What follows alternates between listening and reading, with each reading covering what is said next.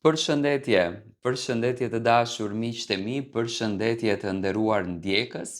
Ja ku po ritakohemi sërish me mua Tirona Lilin për të nisur ditën ton, maraton në fakt, në kanalin Monitor TV.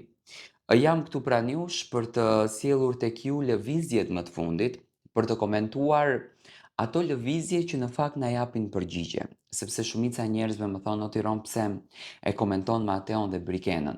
E komentoj Mateon dhe Brikenën për t'i shkuar gjës deri në fund. Do me thonë komentojmë për një marrëdhënie, komentojmë për një çift, komentojmë për një le të themi për një personazh publik i cili në këtë mes na dhuron një emocion të papar, por edhe shumë pikpyetje, do të thënë shumë pikpyetje për marrëdhënien e tyre, shumë pikpyetje për atë histori të bukur që ato të dy kanë ndërtuar. A janë rrugë të mira, dyert të hapura të Top Arenës për Brikenën edhe për Mateon? Unë mendoj që janë shumë rrugë të mira, që janë shumë rrugë pozitive. Brikenës edhe Mateos i kanë dhënë atë medaljen e artë që ato dëshironin ta marrin. E dini cila është medalja e artë në jetë? Medalja e artë në jetë është vetëm dashuria e publikut, vetëm respekti i publikut, vetëm vlera e publikut. Brikena po ndan momente me njerëz të saj të afërt të zemrës, me familjar, me motër, me nën, me teze, duke u munduar që të gjithë përkushtimin që e ka në Top Arena, sepse është një punë shumë e lodhshme, të gjej kohë të ndajë dhe momente edhe me familjarët e saj.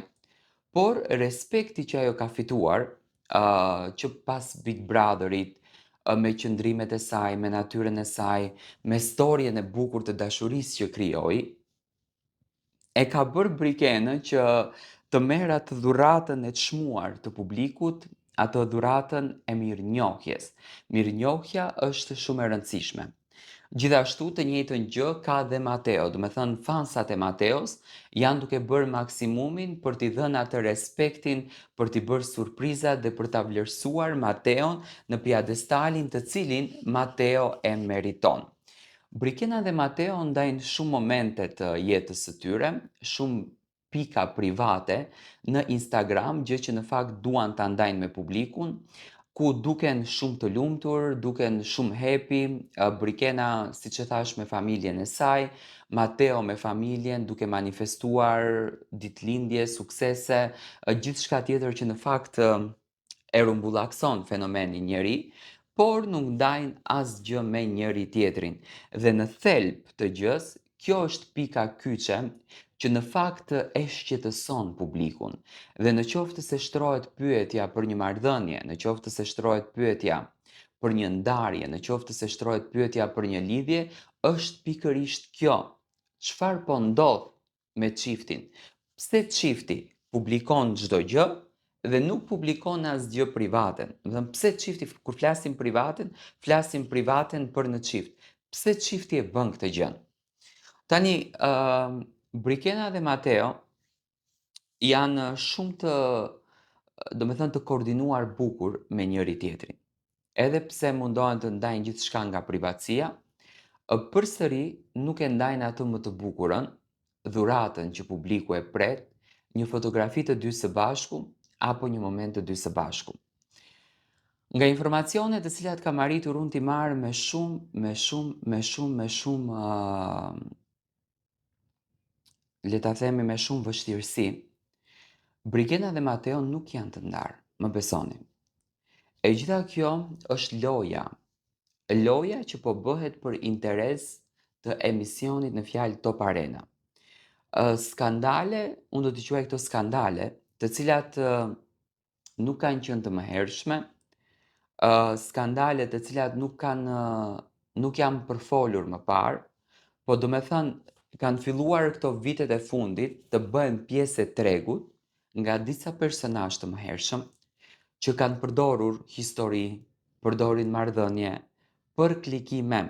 Dhe unë këtu e shoh Brikenën dhe Mateon të koordinuar nga televizioni Top Channel, më konkretisht nga producentët e Top Arenës, të cilët e kanë mirë menduar situatën, çfarë është ajo që po dhizet te publiku dhe kanë biseduar me Brikenën dhe Mateon për historinë e tyre, për ta sjellur këtë histori në shumë dimensione që trurin e publikut ta bëjnë lëmsh dhe kjo histori të vazhdon të ndiqet pikërisht në Top Arena, sepse i vetmi destinacion për të marrë vëmendjen dhe për të marrë ndonjë përgjigje për Brikenën dhe Mateon është pikërisht destinacioni Top Arena.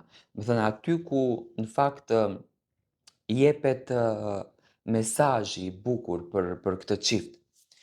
Më pas, do me thënë, janë këto lëvizje që tashmë Mateo si aktori luan shumë bukur, sepse në fund të emisionit, gjithmonë kur këndohet kënga, shikimet e Mateos, shikimet e Brikenës, lëvizjet e Edmanushit, që Edmanushi lufton për t'i nxjerrë në foto, do me thënë, tregon që marrëdhënia është shumë e bukur, sepse po të mos kishte Mateo marrëdhënie me Brikenën, dhe po të ishte i dhëruar Mateo në të vërtetë dhe po të ishin ndarë në të vërtetë, duke njohur karakterin dhe natyrën e Brikenës, më besoni që edhe mirëmëngjesi nuk do të kishte, edhe natën e mirë nuk do të kishte.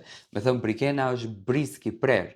Dhe për këtë gjën, unë shoh do me thënë strategji të gjithën këtë, më pëlqen strategjia që e bëjnë, është strategji e mirë menduar, shumë e mirë menduar, është strategji që në fakt vije fuqishëm tek publiku dhe i dhuron publikut një, do me thënë një energji që e mban akoma aktive për lajmet më të fundit rreth këtij çifti. Do me thënë Brikena fillimisht një herë është duke shijuar këtë famë që ka marrur, sepse në fund të ditës kjo e gjitha është famë, e gjitha është sukses, është duke jetuar këtë moment, është duke e kënaqur veten në këtë moment, gjithashtu dhe Mateo, dhe mundohen që të jenë sa më afër publikut të tyre në dimensionin e tyre, më duhet ta cek edhe këtë sepse ky është dimension më vete, për t'i dhuruar energji, për t'i dhuruar pozitivitet dhe për të dhuruar pikpyetje të mëdha që në të vërtetë ne nuk mund të marrim asnjë përgjigje rreth kësaj ngjarje, rreth kësaj historie dhe rreth kësaj situate që në fakt është ndërtuar tek çifti Briteo, një nga çiftet më të dashur të publikut, një nga çiftet që në fakt ka ndërtuar dinamika të mëdha. Deri më sot, komentime që kam bërë unë, më besoni që kanë dalë të vërteta dhe kështu që edhe ju besoni këtë gjën se do të jetë fundi një propozim që realisht të gjithë e presim, të gjithë e ëndërrojmë dhe të gjithë mezi që ndrojmë, si me thënë, në këmbë për ta pritur këtë momentin fantastik të Brikenës dhe Mateos. Këtë gjën ju a them që çifti është ideal.